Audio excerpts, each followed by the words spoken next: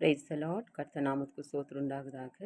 இன்றைய கர்த்தருடைய வார்த்தையை நான் சொல்லி நாம் பார்க்கும்போது ஏசியா சாப்டர் 51 வர்சஸ் 16 நாம் பார்க்கிறோம். Praise the Lord.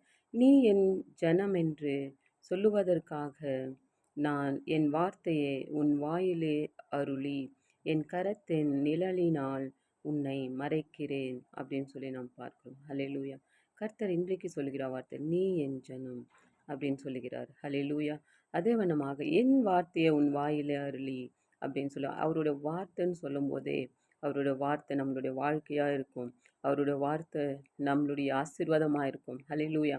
அந்த வார்த்தையை நம் வாயில அருளி என் கரத்தின் நிழலினால் உன்னை மறைக்கிறேன்னு சொல்லி பார்க்கிறோம். ஹல்லேலூயா. ஸோ அவருடைய கரத்தின் நிழலினாலே நம்ம மறைக்கிற தேவனாயிருக்கிறார் என்று சொல்லி நம்ம இன்றைக்கு பார்க்கிறோம். 3 விதமாக கர்த்தர் சொல்லுகிறார். நீ என் ஜனம். ஹல்லேலூயா. என் வார்த்தையை உன் வாயிலே வைத்திருக்கிறேன்றது 2வது வார்த்தை. 3வது வார்த்தை என் கருத்தினால் உன்னை மறைத்திருக்கிறேன் அப்படின்னு சொல்லி நாம் பார்க்கிறோம். ஹல்லேலூயா. ஸோ இன்றைக்கு இந்த 3 வார்த்தை வைத்து வாசிப்போம். கர்த்தர் உங்களை ஆசீர்வதிப்பாராக. ஆமென்.